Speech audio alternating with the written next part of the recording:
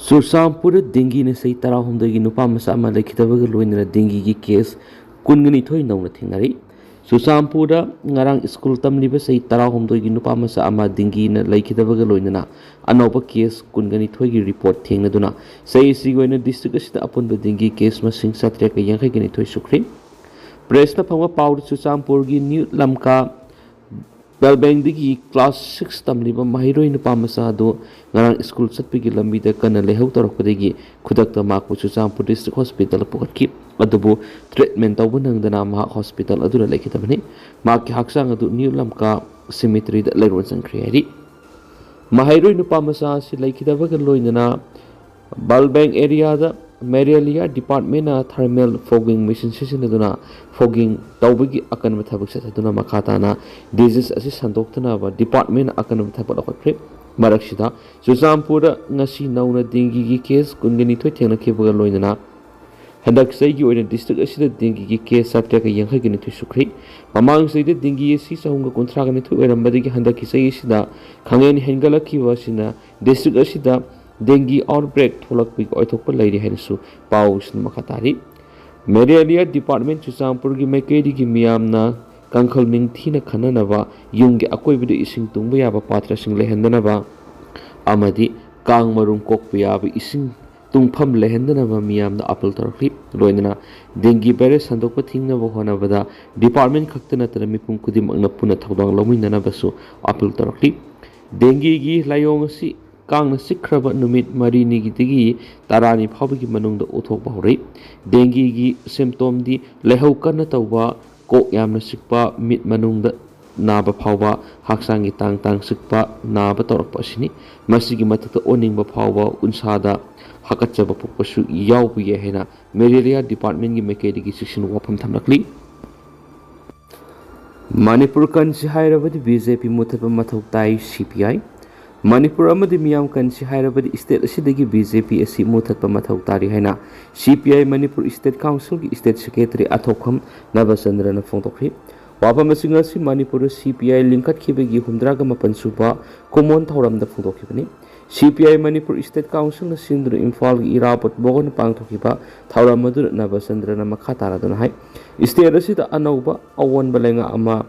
left democratic secular progressive labor thabagamba force ma semduna mathangse english nganiga kunga threat ki assembly mikhalda mai pakna honaragani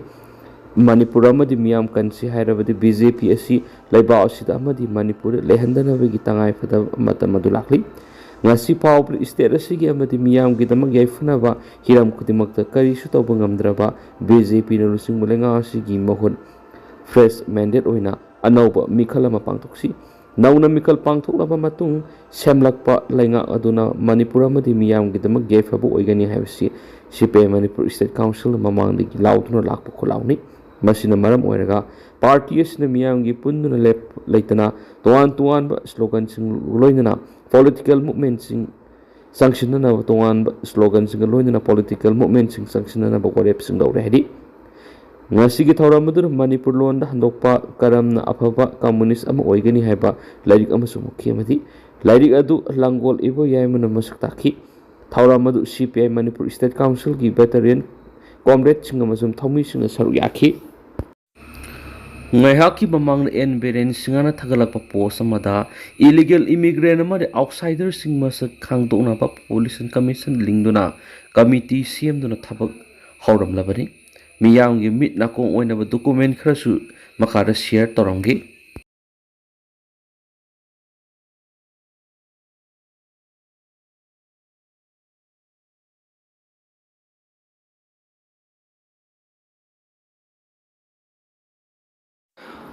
Kokomi Coordinating Committee on Manipur Integrity gi maikei gi press release amangarang tangkul ngani thu thanipan English ngani ga kunga taruk thadurakli Lamdam asigi tungi mirol gi yaifanaba asanbam yengda laipas dangasi mitop na pirakliba sapu amadi singnaba kya asi thengna haunabagi asiat pa phirep amada haukiba sei kharagi mamangdagi kokomi amadi UNC ani na puna yunulengak te NRC tawbinaba memorandum pisin ki balekri ngasimaksu singamadi tam anigi miyamgi kholau puduna thabak toriba CSO kayana no NRC no census ki akan makhongjang leptana haukiba thakragi mamanggi sangshinduna lakli hairiba khongjang ihau asi laipa asigi tungi maraibak lepkadaba amani haina kokomina nawi khongjang asi paliba lenga sina tarai na lopusumroi matang matam saringaida miyamna lauriba taliba dimana ningthina khanaraga tung koigadaba thabak lokhat pasungani adungai laipa asigi haukiba mirol na ngasi laipa asina mitopki sapu singnaba kaya singasi mayok narakani haiba miyeng sana obiramduna matamdugi pankiba laingak pasungna ihau khongjang kya sangshlamki adubo matamgi pankiba laingak pasungna ngya ki yana satkibana ngasigi phibam masi yauna laipa asina sokshinkibani haukiba English ngani ga kunga humdagi me ahumdagi oirakhiba tangdu laita daba phibam khundaminariba phurup kanglup sing amaga sangnaba yadana leiringai seirakta census pangthoknaba hotnariba lainga ki thawong asi yamna wakhal khanthaba watpa laipaki amadi miyamgi kari su khandaba isam sama process amani khanba manba lainga pasingi thawong asidi yamna langri miyamna khongjang sangshiliba lauriba kyasi laipa sida sanariba logi wangmada nati lod yaujariba singadu sizinaraga thabak tawbiyu haibani masida laingakna masagi matau ningthina tawba ngamdraga khongjang ihauksang siliba singda onsilaga lo thugai haiduna ek section kya pansinduna miyamgi khongjang ihaubu namthanaba mamangaidagi hauna lakhi ngasisu masi adum satakriba si khongjang loi khakinatana sterasigi oina mangjabani haiba khanthaba ngamdaba si yamna lebak thibani lamdam asigi miyamna ngasi census tawdringai de NRC hanna tawbiyu ITP singhana masamagi maramdamda hanjin halaga amadi khundaminariba phur kanglop sing amaga sangtok sangsin yanaraba tungda census tawbiyu haiba demand si yamna sumba demand amani haina kokomina lawi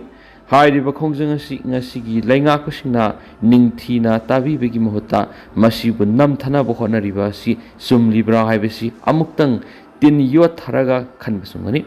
masida khanthaba ngamdana angambasingna hairakpa yathangtama ngakpa miyam amadi laipa asina tungda kari oihaugadagi khanthaba ngamdaba ngasi nungai yephana yaitong khangdong bu oina lairiba laipa ki lusing tungda laipa asina laikha takhibda na khoisu yauna tagani na khoigi tongan ba mafam ama lairoi habasi khantaba sungani amaromda lainga ki thabak tawbiri ba employee singnasu KC1 hotel la ngarang nungalamdai ama aniga minute taram tama sakhangna boina asau numoi round khra kapsiyang hari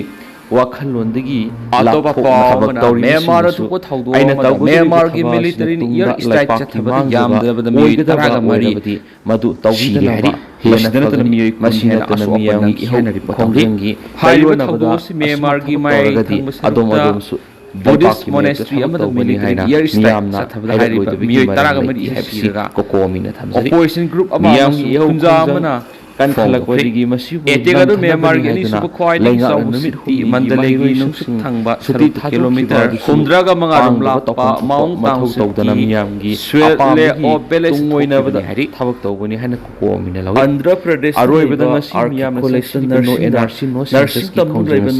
mai pakriba fawba miyamna gi mahira miyamna sangshinmina si haina laipak miyamgi kiba social media sunda video footage pawjenjariba viral shari thawdo asu open nang khibagi ITR subcommittee kokomi protection of Meetei victims more cof map ki press release amasu August ki tang kungani thore thadurakli honorable chief minister YKM Sanbu cof map more na thagat pa phongdok sari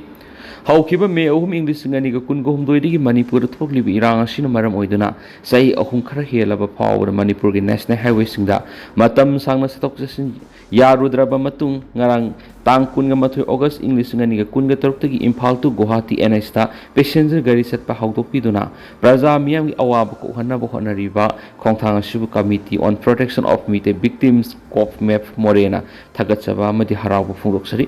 se minister gi khongthang asina Manipur miyam gi awaba ꯀꯣꯛꯍꯟꯕꯇ ꯅꯠꯇꯅ ꯃꯇꯝ ꯀꯨꯏꯅ ꯆꯪꯊꯣꯛ ꯆꯪꯁꯤꯟ ꯌꯥꯔꯨꯗ꯭ꯔꯕ ꯁꯤꯡ ꯑꯃꯁꯨꯡ ꯇꯝꯒꯤ ꯃꯤꯌꯥꯝꯗ ꯑꯃꯒ ꯎꯅꯍꯟꯗꯨꯅ ꯅꯨꯡꯁꯤ ꯆꯥꯟꯅꯕ ꯄꯨꯔꯛꯄ ꯂꯣꯏꯅꯅ ꯂꯝꯗꯝ ꯑꯁꯤꯗ ꯁꯥꯟꯇꯤ ꯍꯟꯖꯤꯜꯂꯛꯇꯨꯅ ꯃꯁꯥ ꯃꯁꯥꯒꯤ ꯃꯔꯝꯗꯝꯗ ꯔꯤꯁꯦꯇꯜꯃꯦꯟ ꯇꯧꯕꯗ ꯑꯆꯧꯕ ꯈꯣꯡꯊꯥꯡ ꯑꯃ ꯑꯣꯏꯔꯒꯅꯤ ꯍꯥꯏꯅ ꯀꯣꯐ ꯃꯦꯞꯅ ꯊꯥꯖꯕ ꯊꯝꯖꯔꯤ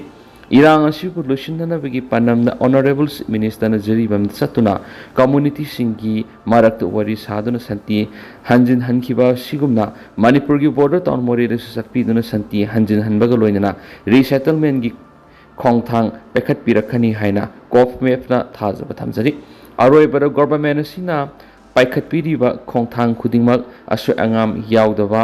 ꯂꯣꯡ ꯂꯥꯁꯇꯤꯡ ꯄꯤꯁ ꯄꯣꯂꯤꯁꯤ ꯑꯣꯏꯍꯟꯕꯤꯌꯨ ꯍꯥꯏꯅ ꯀꯣꯐ ꯃꯦꯞꯅ ꯑꯄꯤꯜ ꯇꯧꯖꯔꯤ ꯑꯣꯅꯔꯦꯕꯜ ꯆꯤꯐ ꯃꯤꯅꯤꯁꯇꯔꯕꯨ ꯊꯥꯒꯠꯆꯔꯤ ꯀꯟꯚꯦꯅꯔ ꯀꯣꯐ ꯃꯦꯞ ꯃꯣꯔꯦ ꯇꯤ.ꯑꯩꯆ. ꯕꯨꯙ ꯃꯩꯇꯩ